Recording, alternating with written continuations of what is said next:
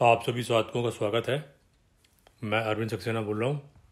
साधना जगत के रहस्यों तथा तथ्यों को जानने के लिए इस चैनल के प्रत्येक वीडियो को देखें और उसमें दी गई प्रत्येक प्लेलिस्ट को भी देखें। अब ये वाला जो वीडियो है, इसका जो टाइटल है इसका पशु भाव, वीर भाव, दिव्य भाव, अद्वैत, शक्ति। ये कुछ इस प्रकार की जानकारी है कि जो कि बहुत ही महत्वपूर्ण जानकारी है, बहुत गोपनीय जानकारी भी रहती है। और ये यदि जानकारी किसी को मिल जाए तो साधना में जहाँ पे भी वो होगा, वो उसको अपने आप को चेक करने में कि वो साधना में किस स्थिति में पहुँचा है, उसको समझने में बहुत आसानी होगी। और इस दूसरा फ़ायदा इसका ये होता है कि जो किसी और व्यक्ति जिसके बारे में वो जानना चाहता है कि वो साधना में उसकी कितनी ऊंचाई है उसकी, वो भी चेक कर सकता है। नहीं, स्केल का काम करेगा ये। और ये स्केल इसलिए भी आवश्यक है आज के समय में, विशेष रूप से, जो कि मैंने जो कई वीडियोज़ में बताया भी है कि जो आज का जो समय है वो विशेष रूप से आसुरी शक्तियों से ग्रस्त है। और उसमें आसुरी शक्तियों का बोलबाला है। तो मायावी आसुरी शक्तियाँ जो होती हैं वो इस प्रकार से माया की रचना करती हैं, जिसमें कहते हैं पाखंड और आडंबर इस प्रकार से होता है। या अच्छे से अच्छे व्यक्ति भी अगर जितना भी लॉजिक लगाना चाहे उसको कहीं ना कहीं वो उसमें भी फेल हो सकता है वो। तो मेरा जो प्रयास है इन वीडियोज़ के माध्यम से वो जानकारियाँ देना कि कोई व्यक्ति इस तरीके के ट्रैप्स में ना जाए, और कम से कम जो है वो अपना जो भी एक उसके पास एक जो भी सटीक जानकारी हो उससे आप स्वयं का भी निर्धारण कर सके वो कहाँ पे है और उसको करना क्या है। यानी कि उसको अपना जो सही साधना पद्धतियाँ ढूंढने में, जैसे कि उसकी जीवन की अपनी समस्याओं को जो भी वो सॉल्व करना चाहता है और आगे बढ़ना चाहता है साधनाओं के माध्यम से, तो वो उसमें उसको मदद मिले। अब मायावी शक्तियाँ जो होती हैं वो क्या, उनका खेल किस प्रकार से होता है, समय क्या है, इसके लिए जो मेरे वीडियो बने हुए हैं 227 नंबर का देखेंगे खली बाधा वाला, और असुर असुर वाली प्लेस देखिएगा। 195 नंबर का देखिएगा राक्षसों द्वारा भक्षण, पुण्य सभा का भक्षण करते हैं। और 257 नंबर का गलत मंत्र के खतरे, और 236 नंबर का सहजा विश्वास आज के समय में नहीं करना चाहिए, नहीं तो अनिष्ट का प्रवेश होता है। कुछ ना कुछ वेरिफिकेशन जरूर करना चाहिए, चाहे व्यक्ति हो चाहे इन्फॉर्मेशन हो। और 223 नंबर का अनिष्ट और अशुभ का प्रवेश किन कारणों से होता है। अब ये वीडियोस जो आपको प्लेलिस्ट में मिलेंगे खतरे, डेंजर्स, ट्रैप्स में, ये बड़ी इंपॉर्टेंट प्लेलिस्ट है, इसको ज़रूर देखने का प्रयास करें, जिससे कि कम से कम गड्ढे पता चलेंगे कहाँ कहाँ गड्ढे होते हैं, उनसे बच लिया जाए तब भी बहुत परेशानी से बचा जा सकता है। इसी में प्लेलिस्ट में 306, 308, 327 नंबर के वीडियो मिलेंगे अपूर्ण गुरु और अपूर्ण गुरु से मार्गदर्शन। ये अपूर्ण गुरु और अपूर्ण से मार्गदर्शन, अपूर्ण गुरु का जो एक और भी विकृत रूप होता है, जो कि किसी भी तरीके से जिसको आप कह सकते हैं गाइड है, स्पिरिचुअली जो एडवाइस कर रहे हैं, इस तरीके के जगह से जाने से बचना चाहिए। क्योंकि ये सारी चीज़ें जो भी शास्त्र पे बेस नहीं है, वो उसको मान लीजिए कि वो सब सही हैं भी कि नहीं, उसके बारे में कुछ पता नहीं, और उसमें खतरे होने का बहुत, उसमें भटकने का बहुत चांस रहता है। शास्त्रों के ऊपर जो जानकारियाँ उन पर बेस रहना चाहिए, तो वो किसी भी तरीके से नुकसान में कोई नहीं जाएगा, बिल्कुल सेफ रास्ता है। शास्त्र कौन होते हैं, वीडियो नंबर 7 देखिएगा, निविज्ञान शास्त्र की उत्पत्ति, इसमें समझ में आएगा शास्त्र क्या होते हैं। और प्लेलिस्ट में बहुत सारे वीडियो मेरे बने हुए हैं, जिनमें कि आप 312 नंबर का वीडियो देखिए घर की ऊर्जा का संतुलन, और प्लेलिस्ट में आप देखेंगे जो अथर्वशीष वाली प्लेलिस्ट है, उपनिषद और अथर्वशीष वाली, उसमें देखेंगे उसमें आपको शास्त्रोक्त साधना मिल जाएंगे। जो इतनी बेसिक चीज़ें हैं, इतना भी कोई कर ले, इतना भी समझ ले तो भी बहुत आगे बढ़ सकता है। ये पॉइंट्स को समझते हुए तब इस बात को समझना है कि अब बढ़ सकता है। जब मैंने यहाँ कहा तो बढ़ा है या कि नहीं बढ़ा है, साधना में कहाँ गया आगे, इस पॉइंट पे विचार करना आवश्यक है। स्केल होना बहुत ज़रूरी है, अपने लिए, दूसरों के लिए, किसी के लिए भी जांचने के लिए ज़रूरी है। आज के समय बिना जांच परखे तो कुछ करना नहीं चाहिए। सबसे पहले अपने आप को जांचना चाहिए, दूसरे को जांचने से पहले अपने आप को जांचना चाहिए। जो आदमी अपने आप को नहीं जांच सकता वो साधक कभी नहीं हो सकता, उसको अपने आप को जांचना ही पड़ेगा। उसको कितना सुबह से लेकर शाम तक झूठ बोलता है, कितनी घृणा फैलाता है, कितना और गलत काम करता है, ये सब बातें अगर उसका एवोल्यूशन ही नहीं है अपने आप में, तो साधना क्या करेगा। फिर तो वो कि पूरी ज़िंदगी जो है, चाहे मंदिरों में जाओ, चाहे साधना करो, चाहे लाखों जप करो, चाहे किसी ने फूल मालाएं चढ़ाए, चाहे कुछ करो लो, कुछ मिलने वाला कुछ नहीं है। ये बातें अभी मैं आपको जो चर्चा करूँगा आपको और बात समझ में आ जाएगी। ये जो मैंने बात है इस वीडियो का है, पशु भाव, वीर भाव, दिव्य भाव, अद्वैत और शक्ति, ये कॉन्सेप्ट आपको मैं शक्ति तंत्र से बता रहा हूँ, शाक्त तंत्र से। देखिए, कोई भी साधना किसी भी मार्ग से जाओ, चाहे वेदों के मार्ग से जाओ, चाहे तंत्र के मार्ग से जाओ, और तंत्र में भी जो भी जितनी भी धाराएं उनसे किसी से भी जाओ, सबका लक्ष्य एक क्या होता है, सापनी जो होता है, जो परम सत्ता है यानी जो ईश्वर है उसकी प्राप्ति। ये मतलब सबसे ऊंचा जो लक्ष्य होता है यही। ये ठीक है कि बहुत जो बिगिनिंग में जो साधक होंगे वो उनका लक्ष्य ये होगा ही नहीं, उनका लक्ष्य तो ये होगा कि जो मेरे जीवन में परेशानी है वो दूर हो जाए, तो ये भी कोई गलत बात नहीं है। लेकिन जब साधना में चाहो या ना चाहो, लेकिन जा उसी तरफ रहें, भगवान की ही तरफ जा रहे हैं, और जैसे जैसे भगवान की तरफ जा रहे हैं तो हमारे अंदर में परिवर्तन जरूर आएगा। अब वो परिवर्तन अगर हमको समझ में आ रहा है और हम उसको ऑब्जर्व कर रहे हैं, अपने अंदर में कर रहे हैं, जब अपने अंदर जब तक नहीं करेंगे तो दूसरे का ऑब्जर्वेशन नहीं हो पाएगा। बहुत क्लियर समझ लेना चाहिए। जब तक अपने आप में अपने साथ जो भी एक्सपेरिमेंट होना है वो अपने अंदर ही होना है, बाहर के लिए नहीं होना है। और जब अपने अंदर में पक्का हो जाएगा सारी चीज़ें, जैसे कुछ अनुभव में कोई चीज़ आ गई तो हमारा एक वो ज्ञान का स्तर बढ़ गया, हमारा चेतना का स्तर बढ़ गया। इसके लिए आप ज्ञान वाले वीडियो मेरे देख लीजिएगा, और 164 नंबर का ज्ञान और 165 नंबर का भक्ति। जो अनुभव है वही ज्ञान है। अगर अनुभव नहीं है तो कोई ज्ञान ही नहीं है, समझ लीजिए ऐसा। जैसे जैसे बढ़ता जाएगा अनुभव तो दिव्य लीला को देखने का एक दृष्टि विकसित होती चलेगी, वो असली ज्ञान है। बाकी सारे जितने हैं वो सामान्य ज्ञान है। जो शास्त्रों में लिखा है उनको दिव्य ज्ञान माना जाता है बस, बाकी को सारा सामान्य ज्ञान है। जो दिव्य ज्ञान होता है वो इसलिए उसको दिव्य ज्ञान माना जाता है कि उसके सहारे कोई चलता हुआ दिव्य परम सत्ता तक पहुंच सकता है वो, और उस जर्नी में उसके बहुत सारे पाप दोष नष्ट हो जाएंगे, कर्मों के पास नष्ट हो जाएंगे, और भी सारे पास नष्ट होते होते वो परम सत्ता तक जाता है। अब ये बात जो है मैं आपको शाक्त तंत्र से ये बात बता रहा हूँ, क्योंकि ये किसी भी तंत्र से जाओ, कहीं से भी जाओ, सबका मूल लक्ष्य यही है कि परम सत्ता की ओर जाना।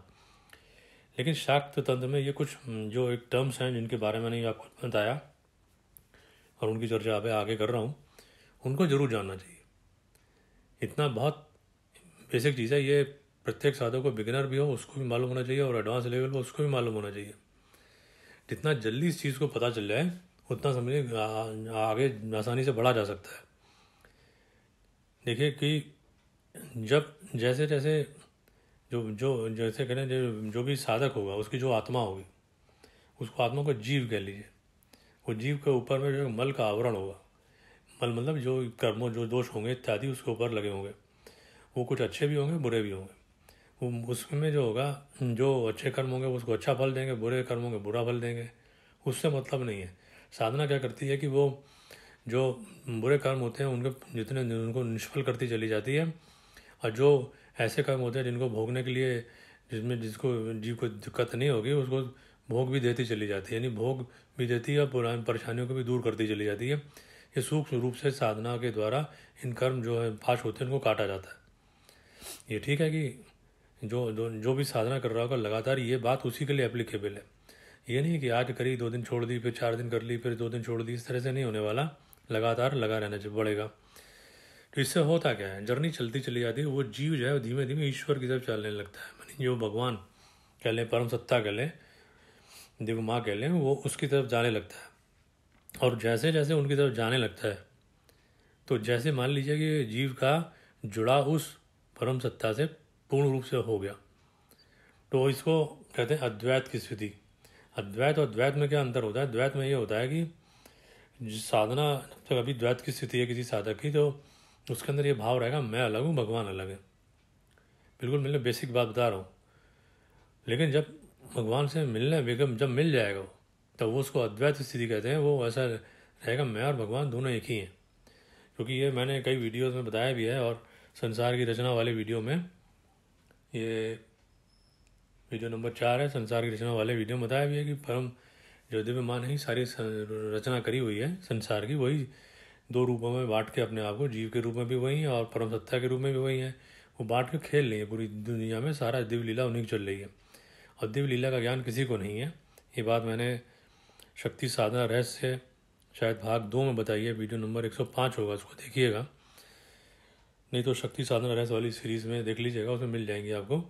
ये सारी जो चीज़ें रहती हैं कि किसी को ज्ञान नहीं है, वो दिव्य लीला का ज्ञान, दिव्य लीला चल रही है, तो उन्होंने दिव्य लीला करने के लिए माँ ने जीवों में कर्मों का बंधन इस प्रकार से बना दिया है कि वो अपने में उलझा हुआ और अपने आप को अलग मानता है और भगवान को अलग मानता है। बाद में साधना करते करते वो जब बंधन कटने लग जाते हैं, तब उसको समझ में आता है मैं और जो दिव्य माँ है या भगवान है वो एक ही है।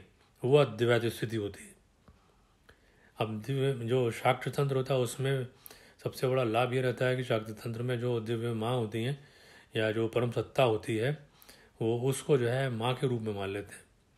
तो उससे फ़ायदा क्या होता है कि माँ के रूप में मानने से होता है कि फिर वो माँ के रूप में उनका जो होता है जो परम सत्ता यानी वो दिव्य माँ है वो अपने साधक का ध्यान रखती हुई धीमे धीमे उसको बढ़ाती चली जाती हैं आगे। ये होता है, ये मैं आपको शाक्त तंत्र से बता रहा हूँ आपको। लेकिन जब साधना की स्थिति आगे आने लग जाती है और साधना में जैसे लगातार साधना कोई करता चला जाए, कोई गलत काम नहीं कर रहा है, साधना लगातार कर रहा है, तो उसका मतलब हुआ कि जो भी उसके कर्म दोषों का भंडार होगा वो कटता चला जा रहा है। उसमें से बहुत सारी चीज़ें उसके कर्म जो नष्ट होते चले जा रहे हैं, उसमें शुद्धता आती जा रही है। और जब शुद्धता आती जाएगी तो उसी के अनुसार में उसके विचारों में परिवर्तन आएगा। विचारों में यानी भाव में परिवर्तन आएगा। वो भाव में परिवर्तन को जरूर महसूस करना चाहिए। भाव में परिवर्तन कैसे आएगा, उसके लिए जो जो एक पैरामीटर बनाया गया है। पैरामीटर मतलब एक कुछ मान लीजिए कि किसी लक्षण मान लीजिए कि वो बनाए गए हैं, वो होते हैं भाव होते हैं। उनके 3 प्रकार के भाव जो हैं शाक्त तंत्र में वर्णित है। भाव का मतलब होता है मेंटल स्टेट, आपकी जो मानसिक स्थिति है वो क्या है, वो क्या सोचती है, किस प्रकार सोचती है। तो इसमें पहला भाव आएगा पशु, उसके बाद आगे एडवांस आएगा, उसके वीर भाव आएगा, उसके बाद और एडवांस आएगा वो दिव्य भाव आएगा। दिव्य भाव बहुत ऊंची चीज़ होता है। पशु भाव में क्या होगा, पशु भाव में होगा कि वो साधक, ये ध्यान से समझिएगा क्योंकि ये बात समझ में अगर आ गई तो अपना लेवल चेक करने में बहुत आसानी होगी। पशु भाव का मतलब यह है कि जो साधना तो कर रहा है, चाहे हज़ारों जप करें हो, चाहे लाखों करें हो, चाहे जो भी कर्मकांड किया हो, जो भी साधना करी हो, किसी विधि से करी हो, लेकिन उसने अभी तक कुछ भी थोड़ा सा भी यानी कि 1% भी समझ लीजिए अद्वैत का अनुभव नहीं किया है। यानी कि वो अभी आपको समझता है कि मैं अलग हूँ, दुनिया अलग है, मेरे घर वाले अलग हैं, मेरा जो भी है, उसके मन में भेदभाव की बहुत ज़्यादा भावनाएं हैं, अपना पराया की बहुत भावनाएं हैं, इस तरीके की भावनाएं यदि हैं तो वो सारी की सारी वो उसमें द्वैत की स्थिति है। तो वो जो है इसका मतलब वो पशु भाव है। पशु भाव का मतलब हो गया कि उसमें जो अज्ञानता की है वो बहुत अधिकतम जो सीमा हो सकती है वो उसके अंदर में अज्ञान भाव इतना है। ये बात जो है मैंने ये ध्यान रखें कि वीडियो जो बना रहा हूँ ये गृहस्थ साधुओं के लिए बना रहा हूँ। और ये इससे जो है इम्पॉर्टेंट ये है कि अपने आप को जो चेक करने में आसानी होगी। एक मैंने वीडियो बनाया 106 नंबर का, शक्ति साधना रहस्य भाग 3, भेद से अभेद तक दिव्य यात्रा, डिवाइन जर्नी। भेद मतलब भेदभाव, भेदभाव सारा का सारा जितना भी भेदभाव मेरे मन में आ रहा है, जैसे लड़ाई झगड़ा है और ये सब बातें हैं, एक दूसरे को मारना, घृणा फैलाना, ये सब बातें जो भी हो रही हैं सब भेदभाव का है। ये हाईएस्ट डिग्री ऑफ इग्नोरेंस कहते हैं, अज्ञानता की पराकाष्ठा है। इस तरीके की यदि विचार किसी भी साधक के मन में है, क्योंकि वीडियोज़ में मैं प्योरली साधकों के, गृहस्थ साधकों के लिए बना रहा हूँ, तो ये बना रहा हूँ वो नहीं, गृहस्थ साधक को समझ लेना चाहिए कि अभी वो पशु भाव में है, उसके अंदर पशु तो बहुत ज़्यादा है। अभी जितनी भी साधनाएं करी वो सारी की सारी उसकी निष्फल हो गई हैं, ये कंक्लूज़न उसको निकाल लेना चाहिए। तो यानी कि वो करेक्ट साधना है तो नहीं कर रहा है, या जो है वो करेक्ट साधना अगर कर रहा है तो कुछ ना कुछ गलती ज़रूर कर रहा है, उसके आचरण में गलती होगी, खान पान में गलती होगी। मान लो साधना कर रहा है उसके साथ में भी अगर भ्रष्टाचार भी कर रहा हो तो पशु भाव उसको कभी नहीं जाएगा। उल्टा हो सकता है कि दिव्य माँ उसको और जो है जो पाश बंधन में बांध दें, जिससे कि वो और ही नीचे चला जाएगा, फिर वो कभी आगे की स्थिति में जाएगा ही नहीं। पशु ये जो बंधन, पाश बंधन वाले वीडियोस मेरे आप देखेंगे प्लेलिस्ट में पड़े हुए हैं, जो कि मैंने अथर्ववेद संहिता से बनाए हुए। ये तो पशु भाव हुआ। अब वीर भाव क्या होगा, वीर भाव में क्या हुआ कि साधना करते करते साधना भी ठीक से कर रहा है, दिशा भी सही है, मंत्र भी सही है, और अपने जीवन को भी सही से बिता रहा है, वो गलत काम नहीं कर रहा है, वो अपने पर पूरा अंकुश रखता है अपना। और वो जब उसके अंदर थोड़ा सा भी जैसे कि ये जिसको कहते हैं कि एक अद्वैत की फीलिंग आने लग जाए, अद्वैत का भाव उसके अंदर आने लग जाए, यानी कि उसको लगने लग जाए कि हाँ भाई जो मैं हूँ वही जो है, काफ़ी कुछ दुनिया में वैसे भी और लोग भी हैं, मन में भेदभाव की भावना नहीं आएगी। यानी भेदभाव मतलब यहाँ पे जब मैं भेदभाव बोलूँ तो यहाँ पे आप अथर्ववेद संहिता या सारे जो वेदों की संहिता में जो सारे चीज़ें दी हैं वो कि मानवता के लिए हैं, तो उसमें मानवीय गुणों का विकास होगा। और ना किसी धर्म का, ना जाति का, ना किसी तरीके का कोई भेदभाव नहीं करेगा वो। यदि जो भी साधना कितनी भी उच्च कोटि की कर ले, कितने उच्च कोटि के मंत्र कर डाले, कितने उच्च कोटि का शास्त्र पढ़ ले, यज्ञ कर ले, हवन कर ले, या जो भी कुछ करना कर ले, लेकिन यदि उसके अंदर भेदभाव की भावना बची हुई है, उसके अंदर पशु भाव उसके अंदर है अभी भी, वो आगे नहीं बढ़ा अभी। वही बात जब वीर भाव जब की स्थिति तब आएगी जब उसमें कुछ कुछ ये भाव आने लग जाएगा, उसके अंदर भेदभाव अपने आप कम होने लग जाएगा। और ये बात कैसे वो चेक करेगा? उस स्वयं में सबसे अच्छा चेक करेगा कि पहले उसमें भेदभाव था, जब साधना करने लग गया तो पशु भाव से वीर भाव में धीमे धीमे ग्रेजुअली वो प्रवेश कर गया और उसकी स्थिति में पहुंच गया है। ऐसी स्थिति जैसे आने लग जाएगी वीर भाव वाली, तो उसमें बहुत सारे कर्म दोष जो होते नष्ट हो जाते हैं। ये नष्ट होने की प्रक्रिया उनकी प्रारंभ हो जाती है, यानी कि जो कर्म जो दोष होते हैं वो भी कटने लग जाते हैं, कर्म बंधन कटने लग जाते हैं। वीर भाव ही एक ऐसा भाव होता है, यहाँ पे एक और इंडिकेशन मिलेगा कि उसके जो भी जीवन में जो भी साधना कर रहा होगा, उसके जीवन में जो भी कार्यों में रुकावट आ रही होगी वो भी धीमे धीमे कम होने लगती, उसको शरीर में भी हल्कापन लगेगा। क्योंकि ये जितने भी कर्म दोष होते हैं जब शरीर मन बुद्धि को सब भारी करे रखते हैं, और जो कि अज्ञानता के कारण होते हैं कि तो जब सब कटने लग जाएंगे तो उसके अंदर में जो है उसको हल्कापन लगेगा, मन शांत रहने लग जाएगा और उसके मन में तरह तरीके की भावनाएं नहीं आएगी। थोड़ा थोड़ा वो यहाँ पे अपने आप को एकांत में भी रहने का एक प्रयास करेगा वो, यानी जिसको कहते हैं कि इधर उधर की फालतू की बातों के अंदर में उसका दिमाग जो पहले लगता होगा वो अब नहीं लगेगा। ये स्थिति जब आ रही है तो समझ लें अब उसके कार्य बनने लगेंगे। यानी मोटा मोटा क्या हुआ, पशु भाव में कोई साधक है और उसका वो कितने भी पशु भाव में रह रहा है, उसी तरीके की जो कि प्रयत्न करता ही नहीं है वो इस तरीके के पशु भाव से निकलने के लिए, क्यों मन में भेदभाव भरा हुआ है उसके, तो उसको कितने भी मंत्र कर लो, कौन से भी विशिष्ट मंत्र कर लो, ये मंत्र कर लो वो मंत्र कर लो, उसे कुछ होना ही नहीं है उसका। ये बात पॉइंट रेस करने के लिए जो मेरा वीडियो बनाया, इसके द्वारा हम साधना में कैसे गति करें और कैसे चेक करें। तो ये तो वीर भाव होता है कि थोड़ा थोड़ा उसके अंदर अद्वैत का भाव होने लगेगा, नहीं भेदभाव कम होने लग जाएगा। दिव्य भाव, दिव्य भाव तो बहुत ऊंची स्थिति है, दिव्य भाव में तो बहुत ज़्यादा उसके अंदर में एक अद्वैत का भाव लग जाएगा, यानी कि वो अपना पराय वाली बात बहुत कम हो जाएगी, उसमें सबको अपना समझने की इसके अंदर भावनाएं जो है प्रारंभ हो जाएंगी। इसके लिए अगर आप समझना और डिटेल में चाहें तो आप अघोर वाली प्लेस देखिएगा, उसमें मैंने बताया कि अघोर में शुभ अशुभ और ये अच्छा जो भी खराब चीज़ है, बुरी चीज़ है, अच्छी चीज़ है, इनमें कोई भेदभाव कुछ रहता नहीं है। सारी दुनिया को वो अपना मंदिर समझता है। ये मैं सच्चे अघोरी की बात बोल रहा हूँ। वो प्लेलिस्ट में आप देखेंगे 3 या 4 वीडियो हैं, वो सारे के सारे वीडियो देखने का प्रयास करें। और यही जब दिव्य भाव बहुत ज़्यादा होने लग जाएगा तब व्यक्ति सच्चा योगी बनेगा। सच्चा योगी का मतलब क्या है? पूर्ण रूप से कुंडली जागृत हो जाएगी, उसके अंदर में पूर्ण रूप से कहना चाहिए अद्वैत का भाव आ जाएगा, सारी मानवता को अपना ही समझेगा, यानी सारे भेदभाव नाम के कुछ नहीं रहेगी, कोई धर्म कोई जाति कोई, यानी ये तो मनुष्यों की छोड़ दीजिए, पशु पक्षी उन सबको अपना समझेगा, यानी उसमें असीम करुणा का उदय वैसे ही हो जाएगा, किसी को कोई गलत काम कर ही नहीं पाएगा वो। ये सच्चे योगी की आप प्लेस देखेंगे समझ में बात आएगी। ये आखिरी स्टेज हो गई, इसके बाद में तो बहुत सारे जो स्टेजेस आएंगी कि परमहंस सिद्ध और नाथ मुनि और ऋषि वाली आएगी, वो प्लेस अलग है, उसको देखेगा वो तो विशेष बात हो जाएगी कि सिद्धियों की और ऊंचाइयाँ बढ़ती चली जाएंगी। लेकिन यहाँ तक जो पहुँच जाएगा उसके अद्वैत की सारी भावना पूर्ण रूप से विकसित हो जाएगी। लेकिन मान लीजिए कोई सच्चा योगी नहीं बना है, अभी वो यात्रा में ही है, भविष्य में कभी योगी बनेगा, लेकिन बन रहा है और धीमे धीमे उसमें अद्वैत की भावना आती चली जा रही है, तो समझ ले वो वीर भाव से दिव्य भाव में पहुँच जाएगा। अब दिव्य भाव में पहुँचने का अर्थ ही वही है कि जो कि जिनके अंदर में इस तरीके के अद्वैत के भाव आने लग जाएंगे। या थोड़ा सा डिफरेंस ये करिएगा इस पॉइंट को, इस जैसे होता है भेदभाव, एक होता है सामाजिक रूप से भेदभाव नहीं होना है, ये सब बहुत लोगों में भावना रहती है जो कि बड़ी उच्च कोटि की भावना है कि वो भेदभाव से ऊपर रहते हैं। इसका मतलब कुछ ना कुछ उसके अंदर में उनकी चेतना बहुत विकसित है, लेकिन मान लीजिए वो साधना नहीं कर रहे हैं, तो ये जो वीर भाव है उसके अंदर में वो आगे नहीं बढ़ेंगे। वो ये मैं बता रहा हूँ, हो सकता है कि अगर कुछ आसुरी शक्तियों को कहीं और प्रकोप हो गया, कोई गलती उन्होंने कर दी, किसी कर्म दोष कुछ उन्होंने क्रिएट कर लिए, तो उसके बाद फिर वापस दिव्य भाव से गिर के वो वीर भाव में जाएंगे, वीर भाव से गिर के पशु भाव में चले जाएंगे। यानी कि रिवर्सिबल जाने का या नीचे जाने का, फिर से गिरने का उनका स्कोप बना रहता है। लेकिन जो साधना भी कर रहे हैं तो वो ऊपर ही जाएंगे, फिर वो उनको दिव्य माँ संभाले रहेंगी, वो आगे आगे चलते चले जाएंगे। इसमें एक देखिएगा, एक और वीडियो मैं आपको बता रहा हूँ, आदि गुरु दत्तात्रेय 150 नंबर वाला देखिएगा कि किस प्रकार से पूरी मानवता के लिए उनका जन्म हुआ है और वो युगों में किस प्रकार से लोगों की मदद करते हैं, जरूर देखिएगा। और 301 नंबर का वीडियो देखिएगा, दिव्य लीला का अनुभव भाग 3, विष्णु ग्रंथि भेजन वेदन असीम करुणा एकांतवास।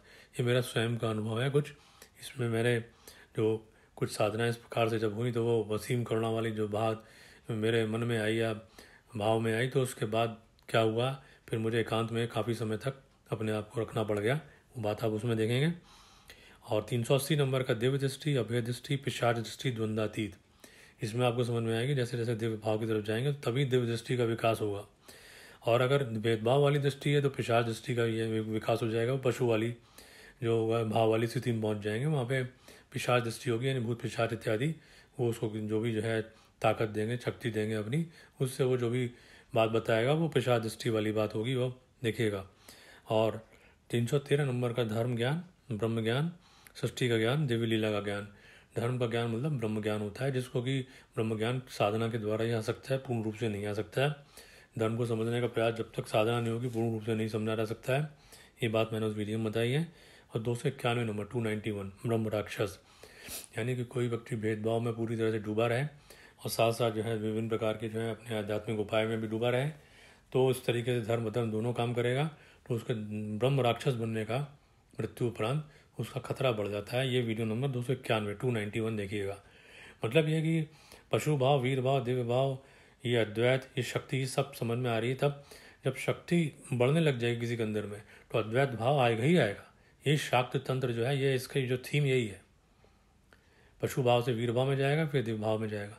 इस साधना को इससे चेक करते रहना चाहिए और अपने चेक करना चाहिए, दूसरे को चेक नहीं करना चाहिए जब तक स्वयं में चेक ना हो। क्योंकि व्यक्ति में दिक्कत क्या होती है कि अपने आप को चेक नहीं करेंगे, दूसरों को दुनिया भर को चेक करेंगे। लेकिन जब स्वयं में चेक करने की आदत आ जाएगी तो दूसरा चेक तो मिनटों में हो जाएगा कि कौन किस स्थिति में खड़ा हुआ है। तो ये बात जो है सबसे पहले अपने चेक करनी है, वो जर्नी अपनी करनी है। हमको अपने से मतलब हम आगे, हमको स्वयं में जाना है, हमारी अपनी जर्नी है, हमको आगे जाना है। किसी दूसरे को जाना है नहीं जाना, उसकी हमको एनालिसिस करने की क्या ज़रूरत होगी तो देखा जाएगा उसको। ये ध्यान रखना चाहिए। तो सेल्फ जर्नी के लिए मैं वीडियो बना रहा हूँ, ये बनाया जो मैंने, और जो बातें बताई गृहस्थ साधकों के लिए हैं। और इससे अपने साधक को स्वयं के लेवल को जरूर चेक करने का प्रयास करना चाहिए। वो पशु भाव में है, वीर भाव में है, दिव्य भाव में है, कितना उसको अध्यात्म का अनुभव हो रहा है, कितना उसके दिल में, हृदय में, भाव में भेदभाव कम हो रहा है, और उसी अनुपात में किस प्रकार से शक्ति जागरण हो रहा है, और उसी अनुपात में किस प्रकार से उसके जो होते हैं जो जीवन में कार्य इत्यादि हैं वो बन रहे हैं। ये ध्यान रखने का प्रयास करना चाहिए। तो आशा करता हूँ कि आप सब लोगों को जानकारी अच्छी लगी होगी। इस वीडियो को देखने के लिए आप सभी का धन्यवाद।